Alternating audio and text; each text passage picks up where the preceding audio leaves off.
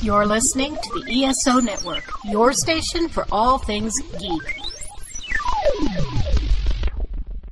Hi, I'm Joe Heath. I'm Toni Heath. And this is the Watch-A-Thon of Rassilon. That's true. Cool.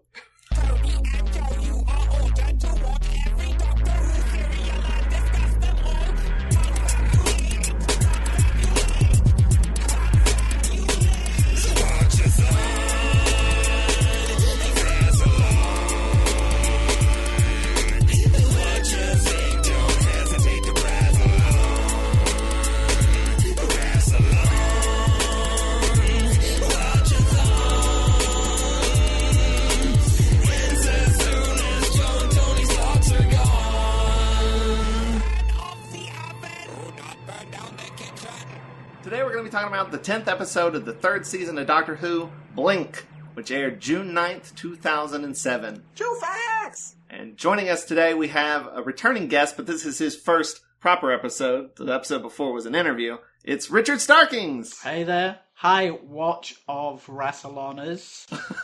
Ooh. Is that the way you say it? They've never had names before. Yeah, I don't know. We do need like a Faithful viewers. Faithful viewers. There we go. Faithful Rassiloners. Yes, I like that. So how you doing? How you been since I think we recorded like a year ago. Oh no, it was longer than that. Was it? Okay. And you invited me on this over 2 years ago. Oh, jeez. That makes sense. And you said it would be September of not last year, but the year before. So Oh, my about goodness. 2.5 years since we did the interview. Oh, you wow. can look it up, but I think I'm right. I know we were doing an episode every 2 weeks, and then just life happened, and it became once a month. Wibbly wobbly, Wibbly timey-wimey. Yeah, so how have you been in those 2 years? I have been good. Yes, I think. Was I already losing weight then? I lost some weight, then I regained some weight because health issues, challenges, exercise, diet. Life. Life has affected Yeah. both of us, it sounds And like.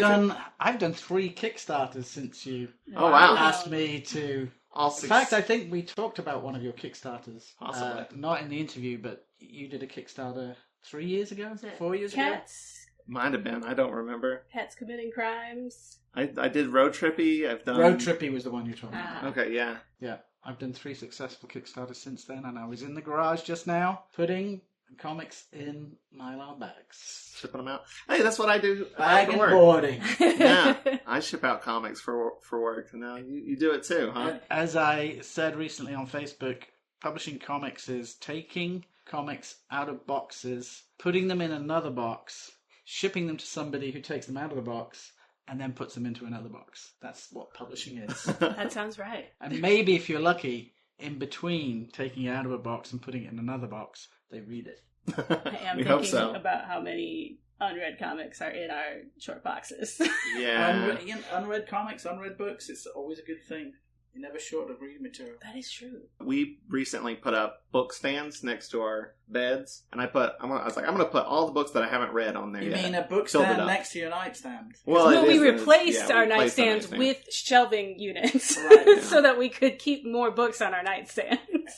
You can keep a lot of books on a nightstand. I've probably got about 40 or 50 on there right now. Oh, That's wow. pretty impressive. That's about what I've got. I was going to on say, mine. because I got annoyed at Joe because he was like, I would like a 2-read shelf. And so I got these nightstands, and they have 3 shelves. And Filled them up immediately. Filled them up and had them stacked on top of each other at the top of the nightstand that's supposed to actually hold stuff. And Yeah. I was like, you've You know overdone what? it instantly. I didn't even put all my books that I am going to read on that shelf yet, so... My rule is everywhere I sit, I leave a book or a comic Smart. book. Oh, that's so good. That when I'm scrolling, catch myself scrolling, I go, wait a minute, I'm going to read this comic book instead. I'm going to read this book instead. That's pretty smart. I do that with water bottles. You do leave water bottles all I around have the house. one water bottle per station, Mm-hmm. so that there's always one there. And I walk to Needloves every day, a 9-mile round trip. And when I'm having breakfast at Needloves, I have a book and I try to read 25 pages every morning. Oh, smart. That way you can get through books a lot Yeah. faster than if you just read a chapter at a time. So What are you reading right now? I'm reading End of Watch by Stephen King. It's part 3 of a trilogy, Mr. Mercedes, Finders Keepers. And I bought the box set and I've just read them straight through. And I'm reading a book called Rory. My wife's name is Rory. And Robert Bloch, who wrote Psycho, Okay. wrote a book called Rory. in 1989, which was when I moved to America. It's not very good. It's not.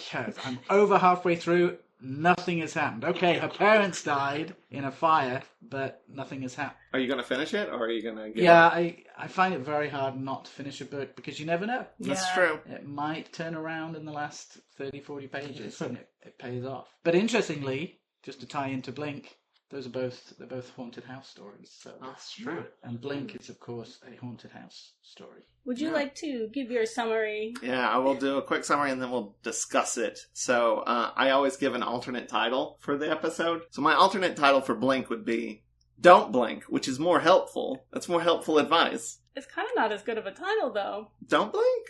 Yeah. It's like, not as pithy, is it? Well, be like if you were talking about the Hitchhiker's Guide and you just called it Panic. It's not. You gotta have the don't. The don't is important. Anyway, here's my summary. While investigating an abandoned house, haunted house, Sally Sparrow discovers a message under the wallpaper that is directed at her and warns her of the weeping angels. She returns the following day with her friend Kathy Nightingale, who seemingly disappears into the past after being grabbed by an angel. After a policeman who has the hots for her also disappears into the past, Sally teams up with her friend's brother, Larry, to uncover the truth behind a mysterious DVD Easter egg featuring the Doctor. The angels can only move when they are not being observed and are thus defeated when they are maneuvered into a circle. And that is my summary for Blink. I hope we're never maneuvered into a circle. Way to take all the magic out of it. I mean, it's a summary. It's not. And it's a significant episode because it's not just the first Dr. Light episode. It's the first episode based on a Panini/Marvel UK short story, which was in the 2005 Doctor Who annual, and it was written by Stephen Moffat. It's called What I Did on My Christmas Holidays by Sally Sparrow, which does not have the Weeping Angels in it, and she's a child. It doesn't have the Weeping Angels in it, no. It's no monster. Just that sort of the DVD talking thing. Yeah. I don't know if it was a DVD or if it was just the television, but it's definitely talking through the television.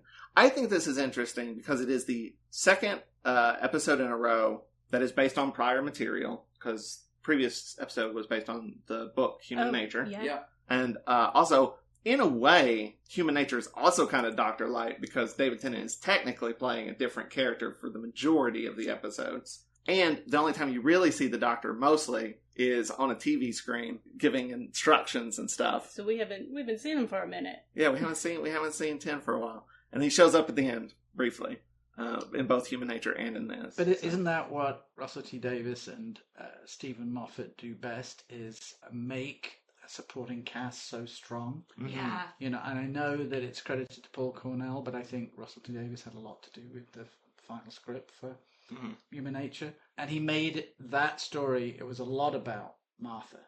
Yeah. The Human Nature story. And this one was about Sally Sparrow and Rory. Larry. Guy. Yeah. Yeah. Proto. And I think Carey Mulligan is really good in this. She's launched her career, I would say. I think so too. She's I don't know if you know because you don't know faces of I people. don't. She's a pretty big film star now. Okay. She did Drive, The Great Gatsby. She was in Promising Young Woman, which is a fantastic film. And recently, and a very schlocky film for her to do. Yeah. Because it's basically a revenge story. And filled with tons of comedians. It's good. Yeah. And most recently, she was in a movie with Tim Key. You've seen the trailer for it. It's The Ballad of Wallace Island. There's this band. There's a husband and wife, I think, and they split up. And he gets them both to come to his island to perform for him. Oh, yeah. Yeah, so she's in that too. She's the female half of the band. So I've heard really good things about it. I haven't seen it yet, though. This is her first big role, I feel like. I don't know if she'd done anything before this. And she carries the whole episode expertly. Oh, yeah. Yeah. There's not ever a moment, I don't feel like, in this episode where where you miss the Doctor's presence, I don't think. I feel like it very easily could be that way, where you're like, the character that I like is gone. Yeah. But you know what Doctor Who does best is monsters, and one of the reasons I think the Weeping Angels are such popular monsters is that this episode that introduced them was so scary. You know, the whole don't blink thing. And of course another episode where technically everybody lives, because even though they're in the past, sent into the past, they still No, they live their whole survive. lives. Yeah. And I do like, too, that the episode makes a point of being like, not only did everybody live, but they had, like, good lives. Yeah. Yeah. Even What's her name? Costello? What's her first name? The friend that's sent into the past. The character's name is Kathy Nightingale. But doesn't she change her name? Yeah. Kathy Costello? Yeah. I think so, yeah. After the most famous Elvis in the world, Elvis Costello. And then there's also the cop who also gets sent back in time. That scene is, well, I completely forgot about his... You had a hard time. Yeah, it was more emotional than I remembered. Yeah. Him just, like, I'm not... When the rain... The rain line. The rain is so good. And she's like, it was raining when we met. And she's like, it's the same rain. Yeah. And then he's like, when the rain stops, that's basically it for me. I'll be dead when the rain ends. And the reason That's I wanted so sad. to, comment on this episode with you, because this is all Stephen Moffat's tricks in one episode. A character who ages from, within an episode, which was River Song, basically, in her first episode. Characters sent into the past. Invisible monsters that are visible when you blink or when you look away or, any number of combinations. And, it is basically, to me, the pilot for Amy and Rory, because these characters are so like Amy and Rory. She's the confident one, he's the goofball. They get drawn into an adventure. She leads the adventure. He's sort of making goofy comments to the side. So I think this is very much a sort of quintessential Stephen Moffat episode. It's got all his tropes.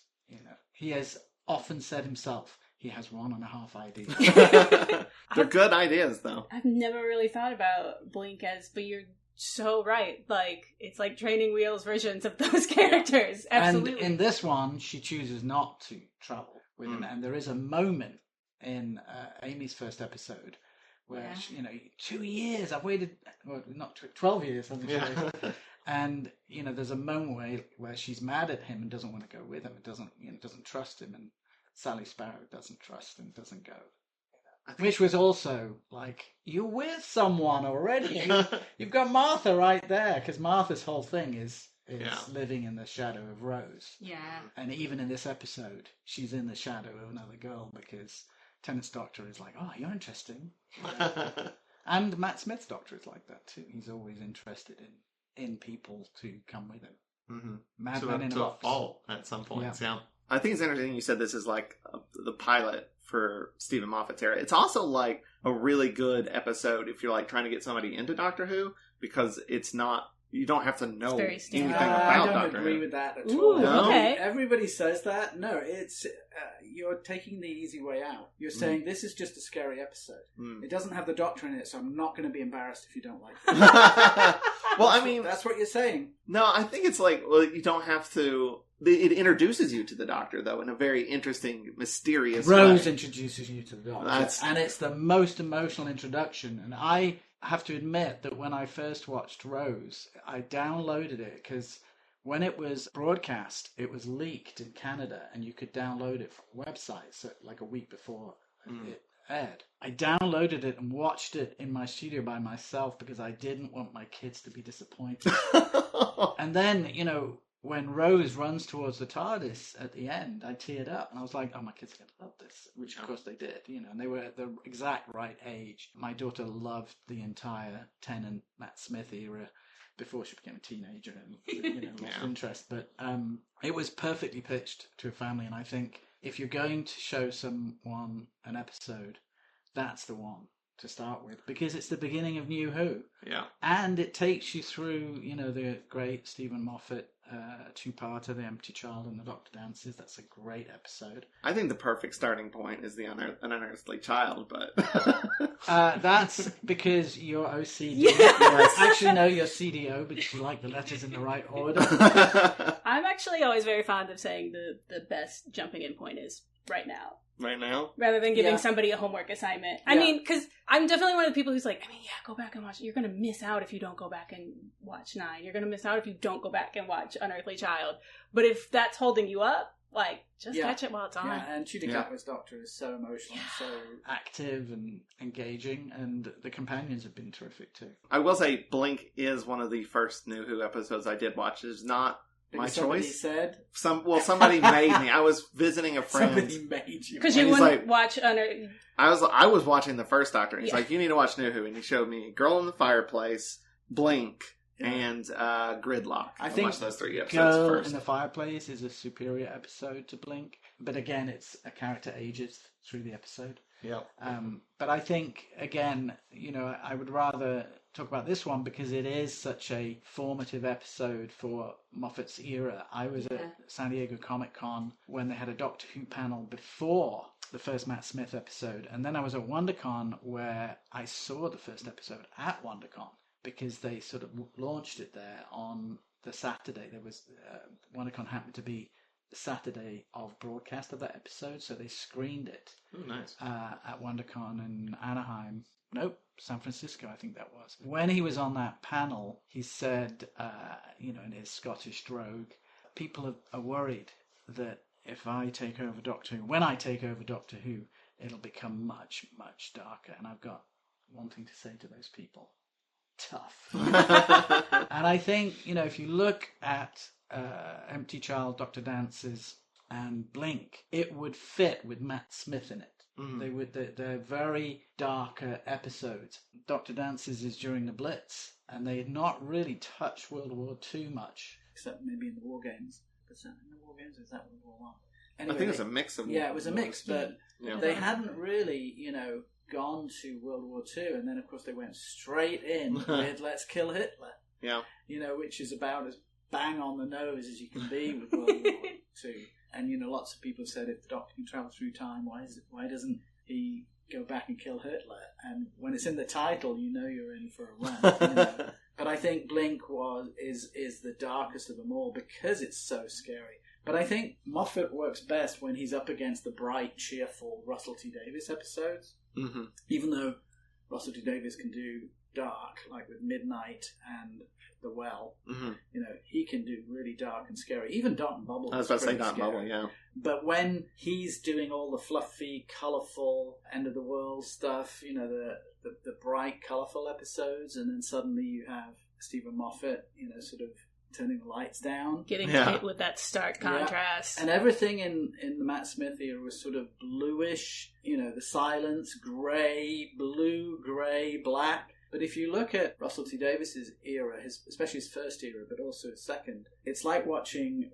one of the Del Toro Hellboy movies because it's green, it's purple, it's orange, and you can almost think, oh yeah, what was the red episode? Oh, that was 42. What was the green episode? Oh, that was Human Nature. He's very good. In comics, it's very important when you have a monthly comic to have different colours on the cover so that one is more memorable and you're like, oh wait, that was last month's. That was an orange cover. You have to sort of think in terms of what stands out on the shelf, and I think Russell T Davies is very good at saying, this is the orange episode, this is the green episode, whereas Stephen Moffat is like, this is the blue-grey episode, this is another blue-grey episode. It's the greyish blue. Yeah, it's the greyish blue. And I think Empty Child, Dr. Dances was very grey, as was Blink, what colour are the Weeping Angels? Oh, they're the same colour as the Silence. There's sort of a dark, scary, if it emerges from the dark, it's not colourful. It's grey. It's scary. It definitely sort of set the tone for Moffat. I think what's really interesting when you're comparing, like, Moffat and RTD, which I don't love to do, but, or I don't like to compare them in terms of, like, which one's better. Right. But I think it's really interesting when you're saying, like, RTD is bright and Moffat is dark. Because what's also true about them is that Moffat is more optimistic. Yeah, less people die. Yeah. And again, this is another one where there's a Moffat trope, which is everybody lives. And then Russell T Davies it was Everybody Lives at the end of the Doctor Dances, and then on New Earth, it was Everybody Lives. It's like, oh, we know where you got that from. But I love when they're working sort of side by side, even in the last Judy Gatwa season. Bringing in the Time Hotel at the end was so brilliant because, again, Moffat made such a great character, and she was a throwaway character. Yeah. I can't remember her name, but the woman in the hotel. And bringing her in the finale to for Deus Ex Machina, escape door, and then having her story continue. when those two are working together, when they're sort of reaching to each other's back pockets and taking ideas out, I think that's a true collaboration, because you can see the mechanism at work, and you can see what Moffat learned from the way Russell T Davies built his seasons. He carried on, having the finale bring in some elements from the season. And I think Chris Chibnall did the same. I think, everybody's sort of working in the template set by Russell T Davies, but Stephen Moffat takes it darker. Chris Chibnall makes it... it's more thoughtful, it's more historical. He sort of... There's more slower. William Hartnell-esque elements to it. But what I love as a Doctor Who fan is this is like a different show with the same characters and some returning characters. Rasputin doing the dance to Ra Ra Rasputin in Power of the Doctor, I think that was in. They were all very brave in modernising and introducing a lot of humour into Doctor Who. And I think that started with Russell T Davies. You had farting aliens in episode 3. You had 4. In and episode 5. 1, you had a belching trash can. So. Oh, yeah. It's true. Yeah, which... I remember at the time people saying, this is not Doctor Who. This is slapstick. And it's like, no, you've got to engage children. And I was very fortunate that I had 3 young children, and I could see that Russell T Davies was making the show for them the way in the past the show was made for me. I can remember Hartnell episodes because I was sitting on my brother's knees or hiding behind the sofa literally, and they would turn the TV over to a show called Jimmy Clitheroe. And I remember once I came out from behind the sofa and I was like, what's Jimmy Clitheroe doing in Doctor Who? Doctor Who. Look it up. It's probably on YouTube. I think it's funny that you said hiding behind the couch, because I read a thing about this episode, which is this is an episode that's This is from Erditorum. Yeah, TARDIS Erditorum. She said, this is the monster you cannot hide behind the sofa from that will actually make things worse. If you hide behind the sofa. Yeah. Because you got to keep your eyes on them. I begrudge the end of this episode. Oh, the montage? Just what if it's everything? You're like, okay, thanks.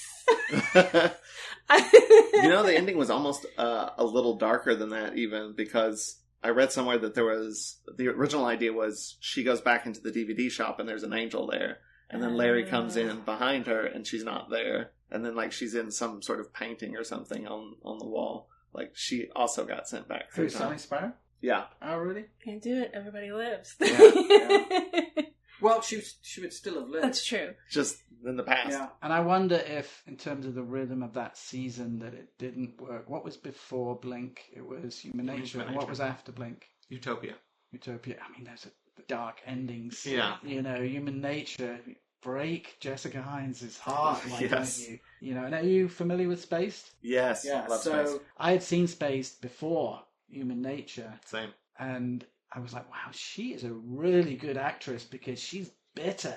Mm-hmm. She's very bitter at the end of Family Blood. And, it's pretty dark at the end of Utopia. It's followed by Sound of Drums. Yeah. Was that a 3-part or a 2-part? I think it's technically a 3-parter. Oh, Last of the Time Lords was the finale, wasn't it? I think people sometimes lump those 3 into a one sort of 3-parter, but I kind of keep Utopia separate. I would think that keeping Sally Sparrow alive made a lot of sense, partly because if we need another companion, the movie career hasn't taken off. Yeah. we can just make a phone call. I would still be fine with them bringing her back as a companion. I think it'd be fun, but it never happened. She's too famous. Yeah, but she did, I think last year or the year before, she'd kept the coat that Sally Sparrow wore, and it was sold in a Comic Relief, or it was put on auction, and she came out and put the coat on. I'm sure she has fond memories and That's cool. realizes that it put... I've got to think that She a lot won of an agents... award for this episode, so... A lot of agents saw that episode and thought, oh, she's a movie star. Mm-hmm. It's just a shame she's in so many movies that are depressing. Yes, that is she's true. in... What's that one where she's a clone and she's being harvested for body parts? I haven't seen that one. It's that Japanese writer, Never Let Me Go. Never heard of it. Oh, you haven't seen it? No. Well, Make sure you're in a good mood. No. Because at the end of it... it's depressing. I mean, Drive's depressing. Promising Young Drive is Women's depressing. depressing. Yeah, Drive is depressing. It's a sort of a Quentin Tarantino movie without dialogue. It's so quiet. Mm. And if it was Tarantino, he'd be talking all the time. It's very Tarantino-esque. But even Is it called A Good Woman? What was it called? Promising Young Woman? Promising Young Woman. Yeah. That's dark. It's very dark. So she's sort of cast in that kind of... She looks submissive, but she's not. Do you know what I mean? When I was at Sean Young's house many years ago when I lived in Santa Monica, and Blade Runner is my favourite movie, so being at Sean Young's house was quite a thing. But her kids were at the same school as my kids. It was Memorial Day, and she had a barbecue, and we invited over. There were a bunch of actors there talking about acting. And one of them said, everybody has a myth on their face. And I was like, what do you mean? He said, well, Harrison Ford, his myth is, this belongs in a museum, that you trust him to do the right thing. So even in a movie like What Lies Beneath, it's the trust that suckers us in. And I think Carrie Hungerford's face is, I'm sad and lonely, and you need to take care of me. And all the movies tend to be either somebody takes care of her, or she ends up sad and lonely again, or she, takes revenge. So she has got that sort of those big puppy eyes that you want to protect her, but then she can play dark too because she's such a good actress. Speaking of women that are doing good things, this is the first episode of New Who that is directed by a woman, Hetty MacDonald, and I think it's the first female director since... Was it Sixth Doctor? Paddy Russell? I can't remember. Was it Mark of the Rani, I think? Something like that? Oh, no, that was a female writer. Was it a female director as well? I think so, yeah. Okay. So it's been a while. At least that's what it said on Wikipedia when I did my research. He knows everything. It does. Oh, you're calling that research? Yeah. Well, I also look at the TARDIS wiki, so... Two different wikis. I gotta compare the two. You verify your sources. Yeah. But I think this episode is also incredibly well directed. Just all the shots are very deliberate. It's beautiful, and in fact, you don't think you're in Cardiff. Which oftentimes, and having been to Cardiff and been around the very small area where they film most of the street scenes, and Torchwood area, I'm like, oh, they're back in the Parliament building. But this one, it really felt like you were not in Cardiff, you were in this town or village where she sets up a shop, so... It helps that most of it is set that creepy little manner. So. Yeah, it's really well done. A couple other little things I've got in my notes. I really like when the policeman is showing Sally the TARDIS, and he says that the windows are too big, which is apparently just... It's an in-joke. Yeah, because people on the internet were complaining that the windows were too big? Yeah, that the TARDIS was not correct. That's the Eccleston TARDIS, right? It's still the Eccleston TARDIS, if they rebuild it for Tennant. I'm not sure, but I think so. And I think there was something in the first season where they'd got the plans wrong, and so it's a bigger, chunkier TARDIS. But I think they are bigger, chunkier TARDISes. As someone who has the Matt Smith one in his backyard, I like how chunky they are and how blue they are, because especially during Baker, it was such an old prop and it was so faded and almost grey. I like the chunkier TARDIS, but I'm not sure about the windows. I'm pretty sure there was like a season, or maybe this was the inside of there was like the TARDIS set collapsed at one point, and then they just didn't use it for a little while. Yeah, they use those things until they fall down. A lot during Tom Baker. You didn't see much of the TARDIS during the first couple of Tom Baker seasons because he was using the time ring, and you barely saw inside until I think Pyramids of Mars, and there's a whole opening sequence in the TARDIS. Is that the one where it was like after it had collapsed, and so it was like a room? Maybe they like redressed something else. Could be the secondary TARDIS. The secondary console room. Yeah, that's Mask of Mandragora. Oh, okay. It's all like wood panel looking. Yeah, it was really nice. I liked it.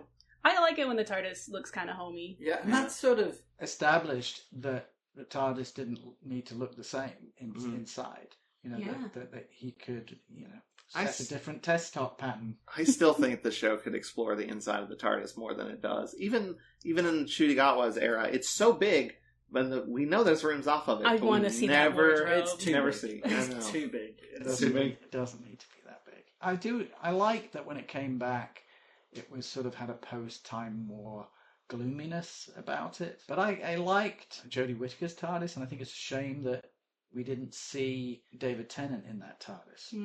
And I'm surprised that we didn't, because they did the whole crash into the spaceship in the second special with Donna, what was that called? It was the one before the giggle. Star Beast? It was after Star Beast. It was the one in between. Oh, the Wild Blue Yonder or yeah. something The like Wild that? Blue Yonder. Yeah. He made a point of the TARDIS crashing into the spaceship and then rebuilding.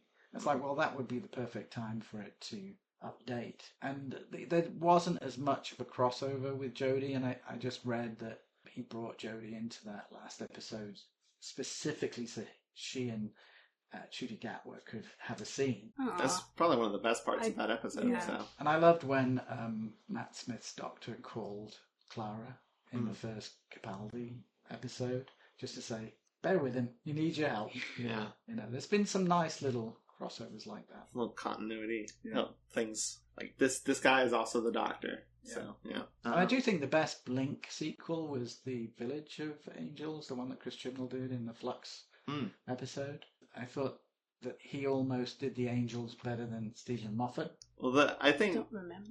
the Doctor gets turned into an angel. Yeah, that was at the a end of great the episode. cliffhanger. I like the Angels, but I do think sometimes they get a little less interesting. The one note. And like they change things, and it's I do. Yeah, in what was the two-parter with River and Matt Smith, Time of Angels? yeah. All the rules seemed to change, and there were some good moments, like the dust coming out of Amy's eyes. But they were, it's like the difference between Alien and Aliens. Alien is a haunted house movie. Aliens is an action movie. Time of Angels was sort of the same to Blink as Aliens was to Alien. I was going to say, I think Aliens is overrated. I prefer Alien. I but do, in terms of the Weeping Angels, don't like seeing them move. They actually do special effects on them in this episode because it's people in suits, and they would digitally freeze them. But So. at the end, when they're surrounding the TARDIS and the lights are flickering on and off, when the lights are on, they're frozen because who's watching them? We are. Me. Yeah. But the whole thing with the swinging light, I was like, don't they just have to wait until that light goes out and then it doesn't matter that they're circling the TARDIS? Oh, that's a good point. Yeah. I didn't think about that. If the light goes out, they can And probably they move. can't see anything. Maybe Larry goes Someone down every once reinforces in a that while. that light bulb. That light bulb's But very it is a important. great Way of using it's the karate, you use your opponent's weight against you so that they cause themselves to freeze. But yeah, when the light goes out, can't they just come back to life? Yeah, I think it's a thing you can't super think about too hard. Because even Stephen Moffat has been like, what if there was just like a A fly? fly in the room. It can see them. Yeah. So you just got to go with whatever the story. And Billy, the actor who played Billy, he was great. Life is short and you are hot. Short and you're hot. Life is long Which and is you are hot. right out of a coupling episode. Yes. that it's also got coupling energy. Mhm. Because, in Coupling, and like the last season of Coupling, they replace one of the characters with a guy who works in a comic book store. And this guy's in a video store. And I was like, oh, this is like the character from Coupling, but now he's in Doctor Who. Right, well, Probably my favorite part, just because I think it's so funny, is when the Doctor says the angels have the phone box, and he's like, that's such a great line. I have it on a T-shirt. Yeah. And I'm like, everybody has it on a T-shirt now.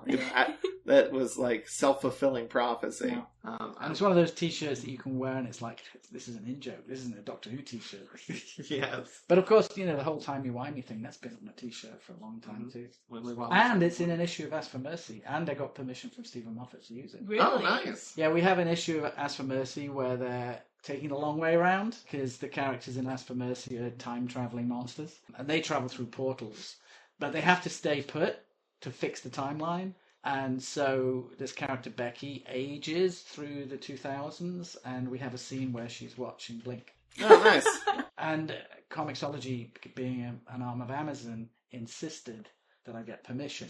And luckily, I have a mutual friend who put me in touch with Stephen Moffat's agent and got it okay for it. Oh, nice. That's really Very cool. cool. Do you have that from him that's like, you have permission? It's an Framed email it. where somebody said, Stephen says it's okay. Yeah. I wish it was oldie times and I got a letter I could frame. I had a couple of letters signed by John Nathan Turner because you could write into the BBC office and they'd send you autographed photographs. So think what would be the last one I got? No, I don't know if I got one. But they would also send you the 10th anniversary special, and I got them to send me 3 over the course of about 2 years. You just write in and say, "Oh, I didn't get a hold of the 10th anniversary special," and they'd send you one with a compliment slip. I used to keep the little compliment slips, and there was a couple of things. I think we had to get permission to use the Daleks in Nemesis of the Daleks, and there may have been some other things that John Nathan Turner had to approve, because we had the Ice Warriors at the beginning of the Seventh Doctor. Luckily, though, when I was editing the strip, I didn't have to get a lot of permission. There wasn't a lot of problems. But nowadays, there's much more approval by all the various actors. And I know that the new Judy Gap comic has been held up a little bit by likeness approvals. I think about that when I think about Metropolis, Illinois. There's a Superman museum. Yeah, and it was all official, but it was just like, they called up DC and they're like, "Can we do this?" And DC was like, "Yeah, I guess." Yeah. Like before it was like a thing. Yeah. That's likeness approval. Like, is that for every single piece of art or every artist? So it's not for every piece of art. I assume that different actors have different clauses in their contract. It all started when John Pertwee was approached for his likeness on the cover of the Target books, and he said £500 a time. And you don't need approval when it's not a photograph. If it's a drawing of a photograph, you don't need to pay the actor because it's a drawing, so you're paying the artist. So that's why we had illustrated covers on Target novelizations for all those years. It's thanks to John Pertwee. And then I think they wrote it into the contract that for whatever merchandising purposes, here's some money in your contract that is for that. It covers it, and you sign the contract, and then you don't get more money when your likeness is used. I know that because of all the different forms of media, whether it's streaming, Blu-ray, Twitch, whatever it is, they've tried to retro the contracts so that they include all forms of media throughout the entire universe, either known or unknown, in perpetuity, because that's why Cover all the bases. BBC can't show Unearthly Child on the iPlayer. It was taken down about 2 years ago because they hadn't got a contract with him. It was covered for DVD and Blu-rays, but they hadn't anticipated streaming. So his family were holding out, and I don't know if it's back on there. But most other aspects are covered now because they don't want to be in that situation where they can't show something on the iPlayer or on Disney forever. And like I feel like it's so interesting because like back in like the 60s for Doctor Who, like it's so odd that like Terry Nation has the rights to the Daleks. The like individual parts of Doctor Who and are copyrighted. I think that's healthy. Yeah, because it allowed him to pitch a Daleks TV series, and there's Dalek annuals and all those things, but they can't use elements of Doctor Who without permission. I know that when Kevin Eastman created Teenage Mutant Ninja Turtles, when he worked with an artist that created a different character, he let them have copyright. And it screwed him. When they were like, "No, you can't use that character." Or the movies or the TV show wanted to use them. And I think it created problems down the line. But Kevin was such a nice person. and at that time in comics, creator ownership was something creators were more conscious of, because Jack Kirby was seen to have been mistreated by Marvel and didn't get his share of the profits, whereas Stan Lee, who stayed on staff at Marvel most of his life, reaped the benefits and was paid very well. So, if Stephen Moffat wanted to do Weeping Angels TV series, I think he should be able to, because he created that. And that way you avoid the bitterness that could happen 20 years from now when there's new Who, and they want to use all these characters created by Russell T Davies or Stephen Moffat. And if they haven't created something rewarding, and they see their creations making money for the BBC and all the toy companies and so forth, then you can avoid the bitterness by having it written into the contract that they have to be consulted. And you get a higher standard of product when Terry Nation Productions or whoever's holding the copyright for the Daleks now, the estate of Terry Nation, when they have to approve. And the people that have to negotiate, it's a headache for them. And they don't like it. But as a creator, I like it because it ensures the involvement and contentment of the original creators. I have a friend, Kev Hopgood. He co-created War Machine. And Marvel had to write them a check to give up the right to War Machine so that he would appear in the movie. Because War Machine was created at a time Jim Shooter, who just recently died, had made it that if you created a character, you would get a royalty on any appearance. And this goes back to Bob Kane, who DC were so afraid of getting another Siegel and Schuster situation where they were saying, we own Superman, give us more money. Right.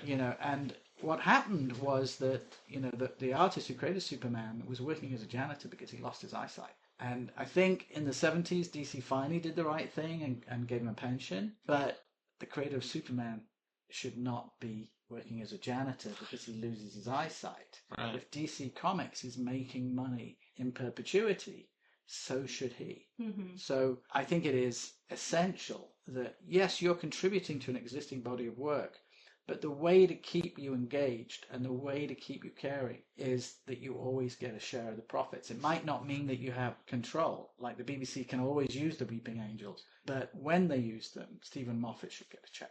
There was an interview with Ben Edlund. I think it was before the new Tick came out. The one on, what did it air on? Amazon. Where he said people are always like, when are you going to do new Tick stuff? When are you going to do, what's next for the Tick? And he's like, I don't even know who owns it. Yeah. And Kevin Eastman, who created the Turtles, now doesn't own a piece of them. And I'm sure he's done very well. And whenever I see him at a show, he has a line round the block paying for his autograph. And good for him. And he can still do a sketch and charge for that. But, he at least had the right to sell his creations, as did the creator of the Tick. And what we're seeing now in music, Bob Dylan selling his library, Bruce Springsteen selling his library and getting a nice big fat check now, which the music industry will then sell his work and sell it for commercials or movies and make a killing.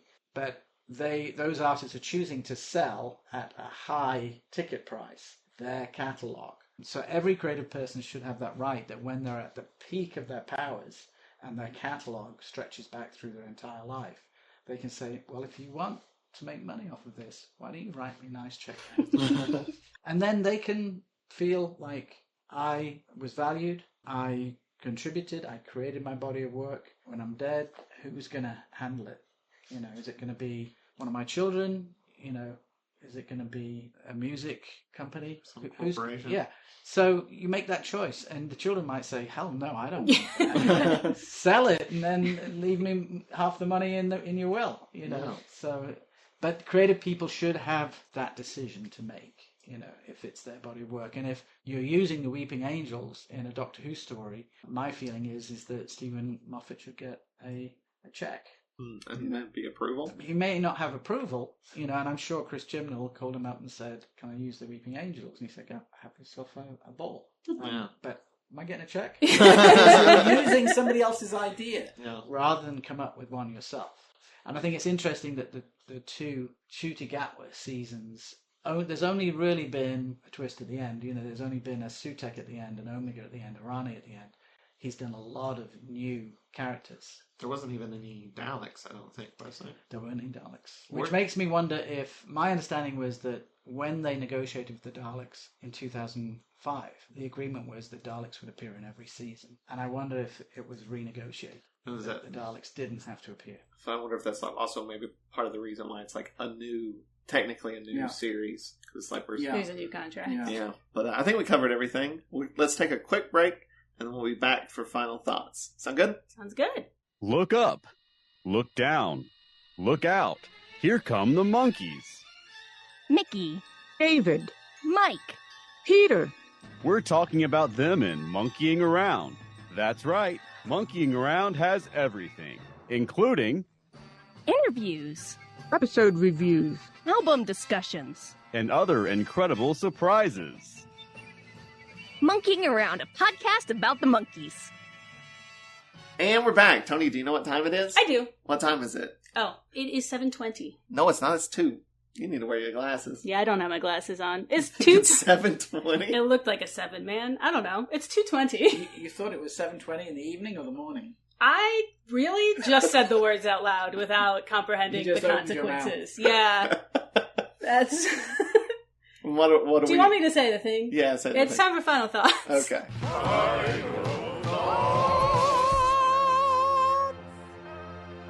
I just think it's a great episode. I think great performances. There isn't a single actor in there that doesn't put in a great performance. I love that there was a little adventure going on towards the end with the Doctor and Martha. I'm surprised Big Finish hasn't built a whole series of adventures around that Four Things of a sequence. Lizard.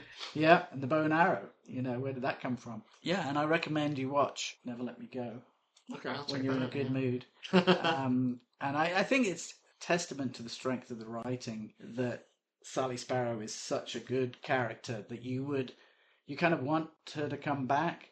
But I like that there are episodes where they're great characters who you never see again.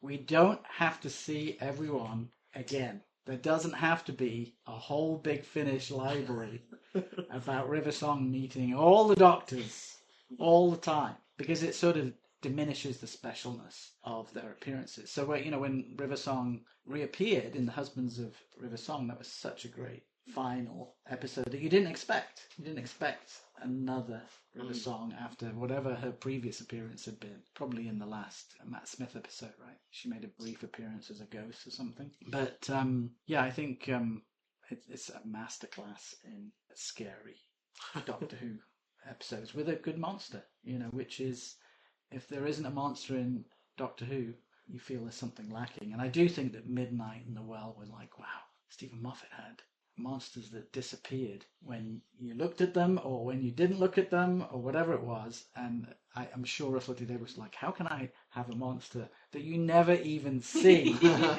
You feel with the two of them that they were competing. Like, Yeah. I'm going to out-monster you.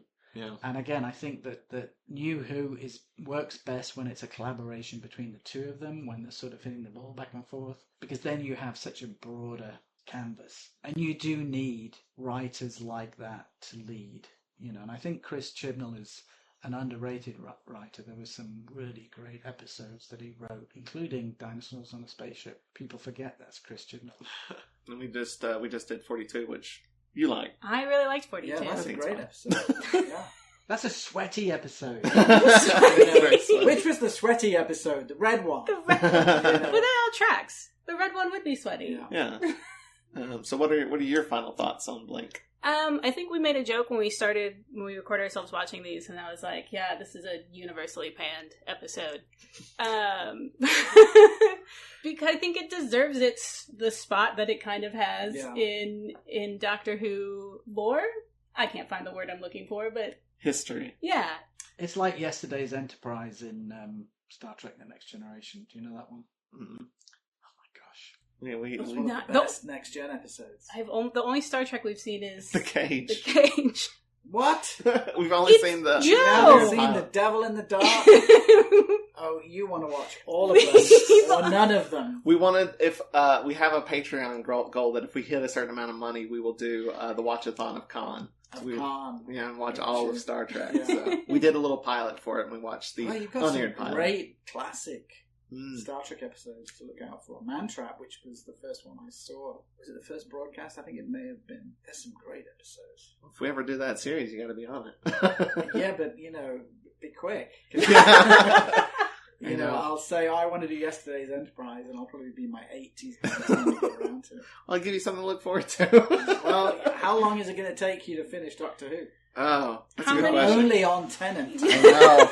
And when I say that, I mean first round Tennant. First round. Yeah, it was interesting. I was watching. Bring me back for Starbeast, because I've got a lot to say about that. I was watching the Confidential for Blink, and they're talking about, like, I'm sure this will still be going in 20 years with whole new writers and directions. I'm like, No. it's still Not you. so much. It's both of you. Yeah. Who would have thought Buffy would come back? Mm, And Doctor Who owes a lot to Buffy. that's true. Rose is very much structured. The first story is very much structured like That is actually, remember when this episode started, I was like, I forgot what we wwere watching for a second, and for some reason, my brain thought I was watching Buffy. Yeah. I was like... Torchwood is basically, Hellmouth, but it's... Torchwood is the angel. Yeah. Too. Yeah. Do you have any other final thoughts? You go next, and maybe I can pick up my thought What are process. your Yeah. Well, no, then there won't be your final thoughts. Well, these are my final thoughts. They will be later. Those will be your post-final thoughts. Final thoughts. These are my part two. penultimate. My penultimate thoughts. Okay. Later, they will be my final thoughts. All right. Final thoughts. I think this is a great episode. It is won awards, and it deserves them because it is. There's a couple of things that are dated a little bit. The cell phones but there's not DVDs anymore. I miss DVD Easter eggs. I watched your face while you were just the scene that they were just in the video store, and I could see. I used to just comb through DVDs trying to find the Easter eggs. But other than that, this is a timeless episode. It's still just as good. Other than the fact that it's not timeless, it's a timeless episode, is what you're saying. Yes. It holds up just as well. It's just as good as the first time I watched it, as the second time I watched it, as the third time I watched it. It holds up, and it's just a top tier episode of Doctor Who. And I hope they give Stephen Moffat the show. I hope they let him write more in the future. That he gets his second season? Yeah, let's give him back. I always wanted RTD to write an episode under Stephen Moffat. Yeah. And the closest we got was he wrote for Matt Smith and that Sarah Jane. Sarah Jane. That's the closest we got. But I want like a proper RTD written episode under Moffat as showrunner. That's what I want. There was one thing I wanted to say about the DVD Easter eggs, and I just really appreciate how we hear them out of context so much before we finally get the back and forth, because it really makes it feel pre-recorded. Yeah. And like the reaction that what's his character's name? Larry? Rory. Rory. The reaction that he has upon finally hearing the other side of this conversation. Yeah. Whereas I think if you just heard if it was just the back and forth, it wouldn't feel that way. Yeah. But you need the nerd. Yeah. You need the person who gets why this is exciting. But yeah, no, this is a classic for a reason. I think, the other thing is that, you were exhausted by the time we finished watching this episode. It's a stressful episode. Yeah. You were so stressed. And that's the fourth time I've watched it. I know it's going to be fine. This was not new to us. And I was holding on to Joe while we were watching it. I also had the exact same reaction as Larry when he found out that Sally Sparrow only owns 17 DVDs. I was like, only 17? That's every guy about every girlfriend. It used to be, where's your record collection? Then it was, where's your DVD collection? Now it's probably, where's your game player? Where's your game box? It's hard when it's streaming. You can't collect. Where's things your anymore. Plex server?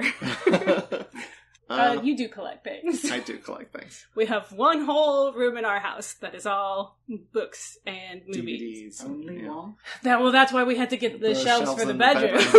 So young. So, before we go, is there anything you'd like to plug?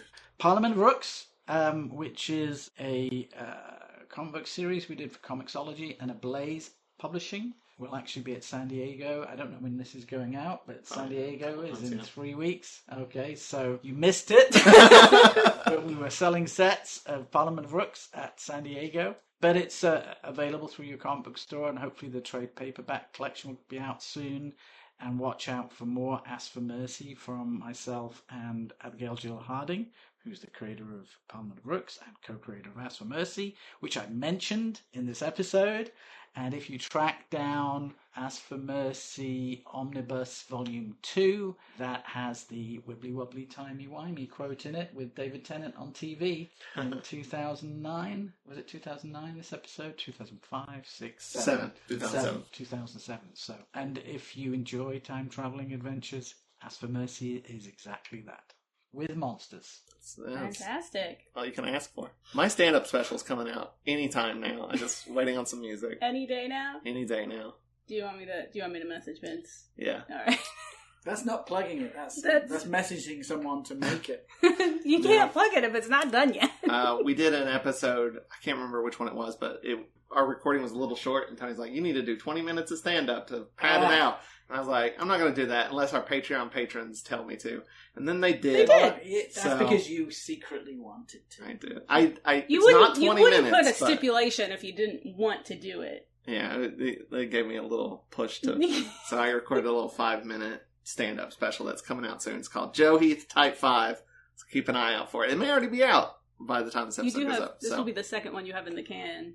Yeah. Not edited, so. Because I haven't edited Human Nature yet, but... Now you should sign us out. All right. But if you like this episode, check out more on Watch-A-Rassilon.com. You can also find our podcast, our Patreon, and more at Linktree/Watch-A-Thon. And I want to give a special shout out to Vince and Yale for providing us with our amazing theme song and the upcoming music for Joe Heath Type 5. Hey, thanks, Vince. Get on that second thing. Check out more of their music at vincentel.bandcamp.com. And tune in next time when we talk about Utopia. And thank you to Infinity Flux for providing the location.